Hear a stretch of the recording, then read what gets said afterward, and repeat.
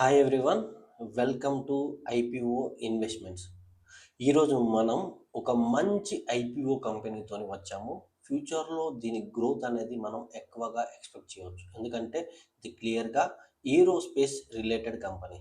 So flying అనేది చాలామంది ఇష్టపడుతున్నాము, and air transportation కూడా టైం టు టైం పెరుగుతుంది. మీరు క్లియర్గా చూసుకోవచ్చు, ఇదివరకు ఎన్ని ఎయిర్పోర్ట్స్ ఇండియాలో హ్యాండిల్ చేయబడుతున్నాయి, ఫ్యూచర్లో ఎన్ని ఎయిర్పోర్ట్స్ ఇండియాలో హ్యాండిల్ చేయబడతాయి. అది కార్గో రిలేటెడ్గా కావచ్చు, ట్రావెలింగ్ రిలేటెడ్గా కావచ్చు. ఈ స్పేస్లో, ఈ ఏరోస్పేస్లో ఇన్వెస్ట్మెంట్స్ అనేటివి ఇంక్రీజ్ అవుతున్నాయి. సో ఇలాంటి ఏరోస్పేస్కి హెల్ప్ అయ్యే యూనిమెక్ కంపెనీ ఐపీఓ గురించి మనం మాట్లాడుకోబోతున్నాం. ఇది క్లియర్గా యూనిమెక్ అనేది క్లియర్గా ఏం కంపెనీ అంటే, ఇది ఏం చేస్తుంది అంటే ఏరోస్పేస్ రిలేటెడ్గా, డిఫెన్స్ రిలేటెడ్గా, సెమీ కండక్టర్స్ రిలేటెడ్గా, పవర్ జనరేషన్, మనం ఈ ఇంజన్ ఉంటాయి కదా, పవర్ జనరేషన్, ఫ్లైట్స్కి పవర్ జనరేట్ చేసే ఉంటాయి కదా పవర్ జనరేటర్స్, వాటికి సంబంధించిన ఏంటిది కాంపోనెంట్స్ని తయారు చేసి ఇచ్చే కంపెనీ. మనం క్లియర్గా ఇంకా దీని ప్రోడక్ట్స్లోకి వెళ్తే మనం ఇన్డెప్త్గా మాట్లాడుకోవచ్చు. కంపెనీ అనేది ఏంటి అనేది మీకు ఒక ఐడియా వచ్చింది అనుకుంటున్నాను. ఇట్స్ ఈస్ ఏరోస్పేస్కి సంబంధించిన కంపెనీ. ఇది క్లియర్గా ఫ్లైట్స్కి సంబంధించినవి, డిఫెన్స్లో ఫ్లైట్స్కి సంబంధించిన ఎక్విప్మెంట్స్ని క్లియర్గా ఇది తయారు చేసి అందించే కంపెనీ. మీరు కంపెనీ డీటెయిల్స్లోకి వెళ్తే ఇది ఏం చేస్తుంది అంటే, ఏరోస్పేస్, ఇక్కడ టర్బైన్స్ ఉన్నాయి చూసారా, వీటిని ఇవి తయారు చేయడం, రిపేరింగ్ చేయడం, అలాంటి యాక్టివిటీస్ చేస్తుంది. అండ్ అలానే సెమీ కండక్టర్స్ కూడా, అండ్ ఎనర్జీ. యూమిటెక్ provides a range of gas turbine tools and product parts for power generation కోసం మనకి వీళ్ళు పార్ట్స్ ప్రొవైడ్ చేస్తారు క్లియర్గా. అండ్ వీళ్ళు ఇవి ఉన్నాయి చూసారు, ఇక్కడ పడుతున్నాయి ఫ్లైట్స్ చూసారా, వీటిని డిజైన్ చేయడము అండ్ అలానే అసెంబుల్ చేయడం కూడా చేస్తుంటారు. అంటే వీళ్ళ దగ్గర ఒక ఫ్లైట్ అనేది క్లియర్గా తయారవ్వగలుగుతుంది. మ్యాక్సిమం అనేది ఫ్లైట్కి కావాల్సిన మ్యాక్సిమం ఏంటిది రా మెటీరియల్స్ అనేది వీళ్ళు ఏంటిది ప్రొడ్యూస్ చేసి అండ్ వాటిని ఎస్టాబ్లిష్ చేసి ఫ్లైట్స్కి ఇవ్వగలుగుతారు. సో వీళ్ళు ఒక మ్యాక్సిమం ఫ్లైట్కి కావాల్సిన రా మెటీరియల్స్ అన్నీ కూడా వీళ్ళు ప్రొడ్యూస్ చేసి, ఆ డిజైన్ కూడా, ఫ్లైట్కి కావాల్సిన డిజైన్ కూడా వాళ్ళు ప్లాన్ చేసి ఒక ఫ్లైట్ని పర్ఫెక్ట్గా తయారు చేసి ఇవ్వగలుగుతారు. వీళ్ళది ఏంటిది క్లియర్గా అర్థమైంది అనుకుంటున్నాను. వీళ్ళ బిజినెస్ ఏంటిది అనేది అంటే ఫ్లైట్ మ్యానుఫ్యాక్చరింగ్ అని కూడా అనుకోవచ్చు. ఓకే, అండ్ వీళ్ళు 100% ప్యూర్గా చేస్తారని చెప్పలేము, ఎందుకంటే క్లియర్గా అయితే 100% ప్యూర్గా అని చెప్పలేదు. బట్ కాకపోతే వీళ్ళ దగ్గర అయితే ఏరోస్పేస్ ఇది ఉన్న చూసారు, టర్బైన్స్, ఇవి సెమీ కండక్టర్స్, ఎనర్జీ రిలేటెడ్గా, and designing and fitting with the clear ఉన్న మిగతా రా మెటీరియల్స్ అనేవి అవి మిగతా ఫ్యాక్టరీస్ దగ్గర నుంచి వచ్చిన తర్వాత వీళ్ళు ఫిల్లింగ్ చేసుకుంటారు కావచ్చు. అండ్ క్లియర్గా 60 to 70% అనేది ఫ్లైట్కి కావాల్సిన మెయిన్ ఎక్విప్మెంట్స్ అనేవి వీళ్ళు ప్రొడ్యూస్ చేస్తారు. బిజినెస్ అనేది మీకు ఇంకా పర్ఫెక్ట్గా అర్థమైంది అనుకుంటున్నాను. వీళ్ళు క్లియర్గా 2022 నుంచి 24 మధ్యలో వీళ్ళు company has manufactured 2356 SKUs in tooling and 624 SKUs in the and supplying to 26 customers across 7 countries including USA, Germany and UK. చూసుకోవచ్చు, వీళ్ళు 2022 నుంచి 24 జస్ట్ 2 ఇయర్స్లో వీళ్ళు ఎంత మ్యానుఫ్యాక్చరింగ్ కెపాసిటీని, ఎంత టూలింగ్ కెపాసిటీని, పార్ట్స్ కానివ్వండి ఎన్ని సప్లై చేశారు అనేది చూసుకోవచ్చు. ఎంతమంది కస్టమర్స్కి, ఎన్ని కంట్రీస్కి సప్లై చేశారు. అండ్ ఈ కంపెనీ ఓవరాల్గా చూస్తే నాకేమనిపిస్తుంది అంటే, ఒకటి క్లియర్, మనకి business growth important, business need అనేది ఫ్యూచర్లో ఉండగలుగుతుందా అనేది ఇంపార్టెంట్, అండ్ కస్టమర్ బేస్ అనేది క్లియర్గా క్వాలిటీ ఆఫ్ సర్వీసెస్తోనే పెరుగుతుంది. సో ఇక్కడ మనం బిజినెస్ నీడ్ అనేది ఫస్ట్ కాన్సన్ట్రేషన్ చేస్తే ఇట్ ఈస్ నీడెడ్. ఫ్యూచర్లో చాలా ఎక్కువగా నీడ్ అవుతుంది, ఎందుకంటే నేను ఇంతకుముందు క్లియర్గా మాట్లాడాను. ఇదివరకు ఎన్ని ఎయిర్పోర్ట్స్ హ్యాండిల్ చేయబడుతున్నాయి ఇండియాలో, ఇప్పుడు ఎన్ని ఎయిర్పోర్ట్స్ హ్యాండిల్ చేయబడుతున్నాయి, అందులో కార్గో రిలేటెడ్ అయినా, ప్యాసింజర్ రిలేటెడ్ అయినా క్లియర్గా అయితే ఏంటిది ఎయిర్ సర్వీసెస్ పెరుగుతాయి. సో ఎయిర్ సర్వీసెస్ పెరిగినప్పుడు వీళ్ళ యొక్క నీడ్ అనేది పెరుగుతుంది. వీళ్ళు ఓన్లీ న్యూ ప్రోడక్ట్స్నే లాంచ్ చేయరు, రిపేరింగ్ కూడా చేస్తారు కదా, సెమీగా యాక్సెసరీస్ కూడా వీళ్ళు ప్రొవైడ్ చేసేస్తారు. సో అక్కడ ఏమవుతుంది, వీళ్ళకి వర్క్ ఎప్పుడు ఉంటుంది. సో మనం ఆ స్పేస్లో చూసుకుంటే ఇట్ ఈస్ నీడబుల్, ఫ్యూచర్లో దీని నీడ్ అనేది ఉంది. సో గ్రోత్ ప్రాస్పెక్టివ్ వస్తే సేల్స్ ఇంప్రూవ్, సేల్స్ అనేది క్వాలిటీ ఆఫ్ సర్వీసెస్తో క్లియర్గా వస్తుంది. ఇక్కడ మీరు చూసుకోవచ్చు company has manufactured 2356 SKUs.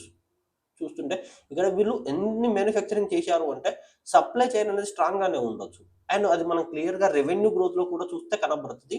So మనం క్లియర్గా మనం ఆలోచన చేయకుండా ఏం చేద్దామంటే రెవెన్యూ గ్రోత్ కడిగి వెళ్దాం.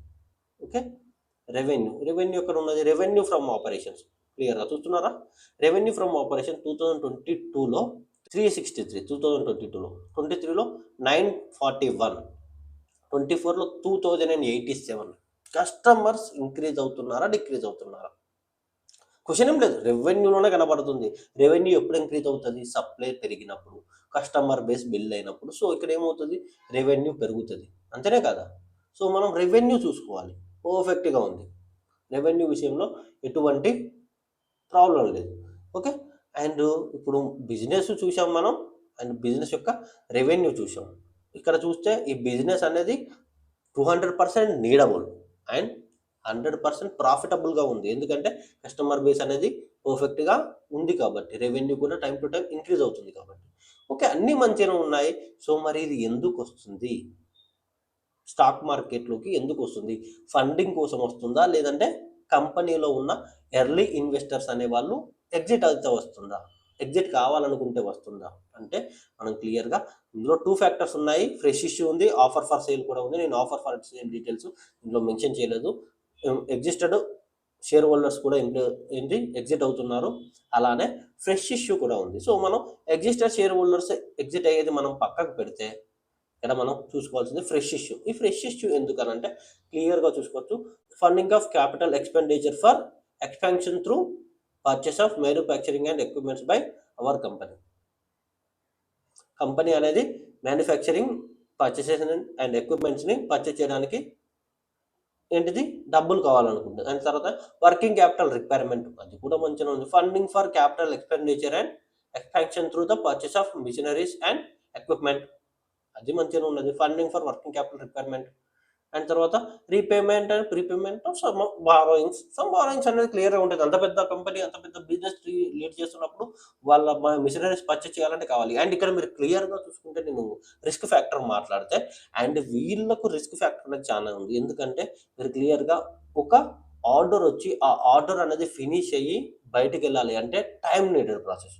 రెడీగా అయితే చూసుకోరు, ఎందుకంటే వీళ్ళు డిజైన్ చేసి ఆ డిజైన్కి తగ్గట్టుగా వీళ్ళు ప్రోడక్ట్స్ని ప్రొడ్యూస్ చేయాలి. ఇప్పుడు ఉన్న టర్బైన్స్ ఉంటాయి, మనం ఇంత చూసాం, ఇవి అన్నిటికీ సేమ్ ఉండవు కదా, అన్నిటికీ సేమ్ ఉండవు. సో అప్పుడు ఏంటిది, వాళ్ళు ఎయిర్ క్రాఫ్ట్ అనేది వాళ్ళు తీసుకొచ్చినప్పుడు ఈ డిజైన్లో ఈ అంటే ఇంత కెపాసిటీతోని ఇది కావాలి అన్నప్పుడు అంతే మొత్తంలో వీళ్ళు తయారు చేయాలి. అండ్ ఎనర్జీ కూడా హై ఎనర్జీ ప్రొవైడ్ చేసేటి ఉంటే లో ఎనర్జీ ప్రొవైడ్ చేయాల్సిన ఏంటిది మెషినరీస్ కావాల్సి వస్తుంది. అప్పుడు ఏంటిది లో ఎనర్జీ కావాలన్నప్పుడు, హై ఎనర్జీ కావాలన్నప్పుడు దానికి సంబంధించిన స్పెసిఫిక్ మోడిఫికేషన్ చేయాల్సి వస్తాయి. సెమీ కండక్టర్స్ కూడా.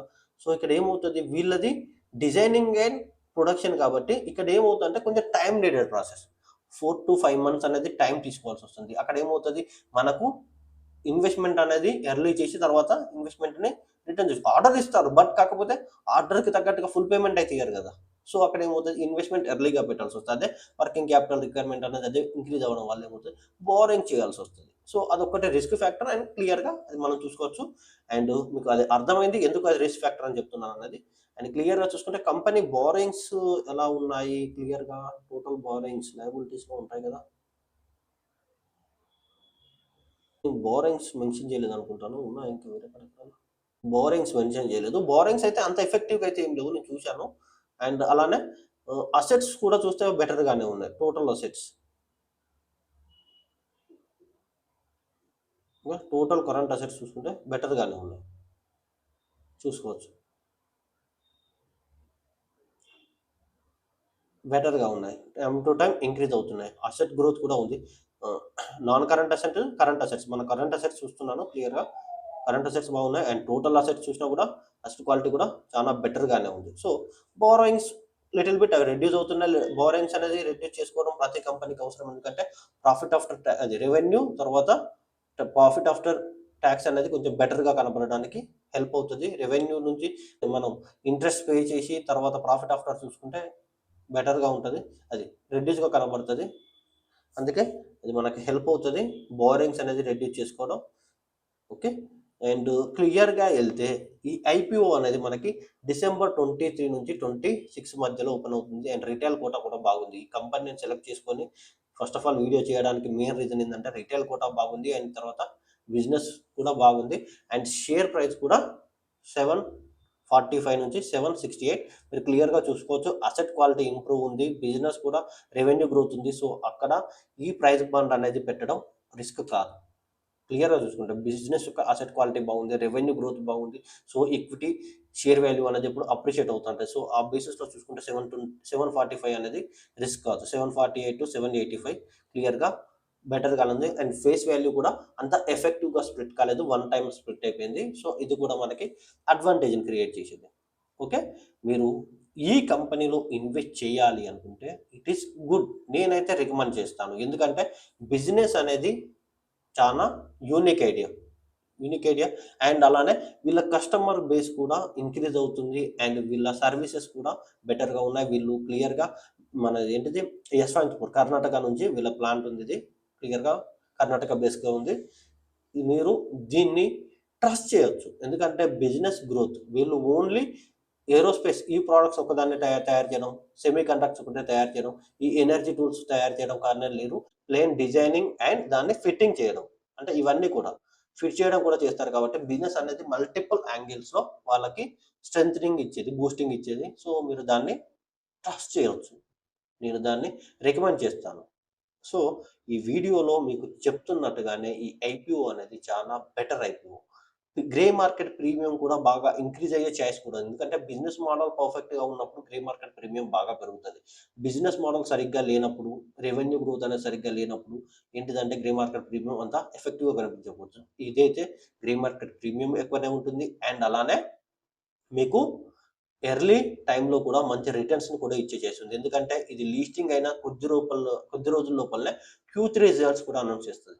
అంటే ఇది స్టాక్ మార్కెట్లోకి లీస్టింగ్ అయిన తర్వాత ఇప్పుడు డిసెంబర్ 23, 26 అంటే జనవరిలో అనుకోండి, జనవరి మిస్ అయినా ఫిబ్రవరిలో అయినా కూడా వీళ్ళ Q3 రిజల్ట్స్ వస్తాయి. ఆ రిజల్ట్స్ అనేటివి ఒకవేళ బెటర్ పర్ఫార్మెన్స్ అనేది ఇచ్చినాయి అనుకోండి, ఎస్టిమేషన్స్ని బెటర్గా ఇంప్రూవ్ చేయగలిగాయి అనుకోండి, ఇక్కడ ఈ కంపెనీ షేర్ వాల్యూ బాగా ఇంప్రూవ్ కాగలుగుతుంది. ఫ్యూచర్లో మీరు మంచి ఏంటిది రిటర్న్ని ఎక్స్పెక్ట్ చేయొచ్చు. అండ్ వీళ్ళు ప్యాసింజర్ సర్వీసెస్ కండక్ట్ చేయట్లేదు, అదొకటి బాగా గుర్తుంచుకొని. ట్రాన్స్పోర్టేషన్ రిలేటెడ్గా లేరు కాబట్టి మీరు ట్రస్ట్ చేయొచ్చు. ట్రాన్స్పోర్టేషన్ రిలేటెడ్గా ఉంటే కొంచెం ఏంటంటే మిగతా రిస్క్ ఫ్యాక్టర్స్ చాలా ఎక్కువగా ఉంటాయి కంపేరింగ్ టు అదర్.